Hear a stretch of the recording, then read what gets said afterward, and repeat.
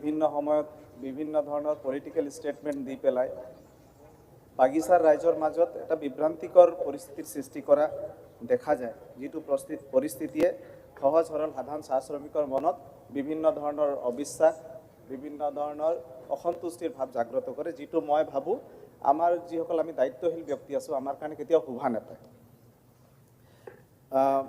উপাধ্যক্ষ মহোদয়, আচলতে বাগিচাৰ মজুৰি বৃদ্ধিৰ যিটো বিষয়, সেই বিষয়টো সাধাৰণতে দুটা বা যিকোনো ইণ্ডাষ্ট্ৰিত, যিকোনো কল কাৰখানা উদ্যোগ প্ৰতিষ্ঠানত মজুৰি দুটা পদ্ধতিৰে নিৰ্ধাৰণ হ'ব পাৰে। এটা হ'ল দ্বিপাক্ষিক বা ত্ৰিপাক্ষিক। যেতিয়া দ্বিপাক্ষিক হয় তেতিয়া ষ্টেক হোল্ডাৰসকলৰ মাজত নিয়োগকৰ্তা আৰু শ্ৰমিক এই দুটা পক্ষৰ মাজত আলাপ আলোচনাৰ মাধ্যমেদি মজুৰি নিৰ্ধাৰণ হ'ব পাৰে আৰু পৰৱৰ্তী সময়ত সেই মজুৰিটো চৰকাৰে নটিফাই কৰিব পাৰে।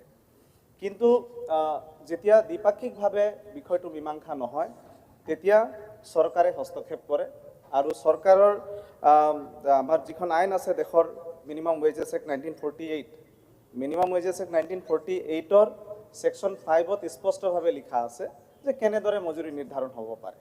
মজুৰি নিৰ্ধাৰণ হওঁতে মিনিমাম ৱেজ কমিটি বনোৱা হয়।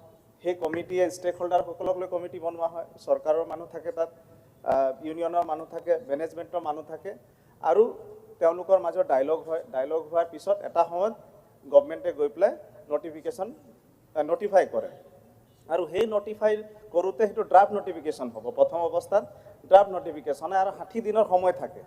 সেই সময়সীমাৰ ভিতৰত কোনোবাই ইচ্ছা কৰিলে ক্লেমছ এণ্ড অবজেকশ্যন কৰিব পাৰে। যদি কোনোবা এজন নিয়োগকৰ্তাই ভাবে যে নহয় এই ৱেজটো মই পে' কৰিব পৰা মোৰ পেয়িং কেপাচিটি নাই, গতিকে মই কোৰ্টত গৈ পেলাই মই চেলেঞ্জ কৰিব পাৰোঁ। বা কোনোবা এজন পাব লগা শ্ৰমিকজনে যদি ভাবে যে নহয় এইটো অতি কম হৈছে, গতিকে এই ৱেজটো মই ল'ব নোৱাৰোঁ, তেতিয়াও গৈ পেলাই শ্ৰমিকৰ প্ৰতিনিধি বা শ্ৰমিকগৰাকীয়ে গৈ পেলাই কোৰ্টত চেলেঞ্জ কৰিব পাৰে। মই এটা পুৰণা ৰেকৰ্ড আপোনালোকক জনাব খুজিছোঁ অধ্যক্ষ মহোদয়। আমাৰ মিনিমাম ৱেজৰ যিটো বিষয় আছিল 2014 চনতে 2015 চনত চৰকাৰে এটা মিনিমাম ৱেজ এডভাইজৰী কমিটি বনাই দিছিল আৰু তাৰপিছত এটা ইণ্টাৰিম নটিফিকেশ্যনো হৈছিল। কিন্তু নটিফিকেশ্যন হওঁতে সেইটো সেই সময়তে চেলেঞ্জ হ'ল। চেলেঞ্জ হোৱাৰ পিছত আকৌ দ্বিপাক্ষিকভাৱে কৰি পেলাই কৰা হ'ল। তাৰপিছত পৰৱৰ্তী সময়ত 2018 চনত কুমাৰ সঞ্জয় কৃষ্ণ ডাঙৰীয়াক দায়িত্ব দি পেলাই ওৱান মেন কমিটি এখন কৰা হ'ল আৰু সেই ওৱান মেন কমিটিৰ ৰেকমেণ্ডেশ্যন মতে এটা সময়ত 2018 চনত 30 টকা মজুৰি বৃদ্ধি কৰা হৈছিল। এই 30 টকা মজুৰি বৃদ্ধি হোৱাৰ পিছত পৰৱৰ্তী সময়ত আমাৰ আৰু 3বাৰ মজুৰি বৃদ্ধি পালে। কিন্তু ইণ্টাৰেষ্টিং কথা, 2021 চনৰ 26 ফেব্ৰুৱাৰী তাৰিখে এটা নটিফিকেশ্যন হৈছিল 50 টকা, ইলেকশ্যনৰ ঠিক আগে আগে, আৰু সেই মিটিংখনত আমিও উপস্থিত আছিলোঁ শ্ৰমিকৰ প্ৰতিনিধি হিচাপে। 50 টকাৰ নটিফিকেশ্যন হ'ল, কিন্তু মালিক পক্ষই গৈ পেলাই চেলেঞ্জ কৰিলে কোৰ্টত। চেলেঞ্জ কৰাৰ পিছত ৱেজটো হেং হৈ গ'ল। হেং হৈ যোৱাৰ পিছত যেতিয়া ইলেকশ্যন অভাৰ হ'ল, ইলেকশ্যন অভাৰ হোৱাৰ পিছত আমাৰ মাননীয় মুখ্যমন্ত্ৰী ডক্টৰ হিমন্ত বিশ্ব শৰ্মা ডাঙৰীয়াৰ নেতৃত্বত তেওঁ 10 মে' তাৰিখে দায়িত্ব ল'লে আৰু 18 মে' তাৰিখে মালিক পক্ষ আৰু শ্ৰমিকসকলক মাতি পেলাই আউট অফ কোৰ্ট ছেটেলমেণ্ট কৰিবৰ কাৰণে চেষ্টা কৰিলে আৰু 38 টকা, মানে যদিও 50 টকা নটিফাই হৈছিল, 50 টকাৰ কাৰণে যিহেতু কোৰ্টত চেলেঞ্জ হ'ল, মাননীয় মুখ্যমন্ত্ৰী মহোদয়ে চবকে মাতি এমিকেবলি বিষয়টো শ্বৰ্ট আউট কৰি পেলাই 38 টকাৰ এটা নটিফিকেশ্যন ওলালে। ওলোৱাৰ পিছত পৰৱৰ্তী সময়ত 27 টকাৰো নটিফিকেশ্যন হ'ল, 22ত আৰু 23ত 18 টকাৰ হ'ল।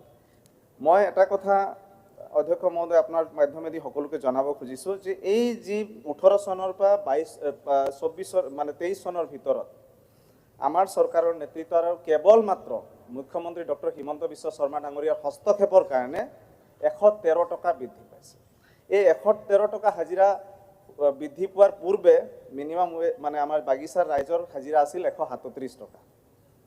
137 টকাৰ পৰা 2018 চনৰ পৰা 23 চনৰ ভিতৰত 113 টকা বৃদ্ধি কৰি ব্ৰহ্মপুত্ৰ ভেলীত 250 টকা কৰা আৰু কেছ ৱাইজ এইটো 250 টকা।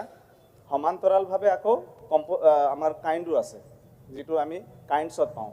আমি বিনামূলীয়া ৰেচন পাওঁ, আমাৰ শ্ৰমিকে বিনামূলীয়া ৰেচন পায় আৰু অন্যান্য ফ্ৰিঞ্জ বেনিফিটবিলাক আছে। ফায়াৰউড আছে, ড্ৰাই ৰেচন, ড্ৰাই টি আছে, এনেধৰণৰ বিভিন্ন ধৰণৰ হেৰিবিলাক আছে যিবিলাক কেলকুলেট কৰা হয়। আমাৰ কাষৰীয়া ৰাজ্য ৱেষ্ট বেংগল, কাষৰীয়া ৰাজ্য ৱেষ্ট বেংগলত আজি 250 টকা ৱেজ, কিন্তু তেওঁলোকে ৰেচন নিদিয়ে।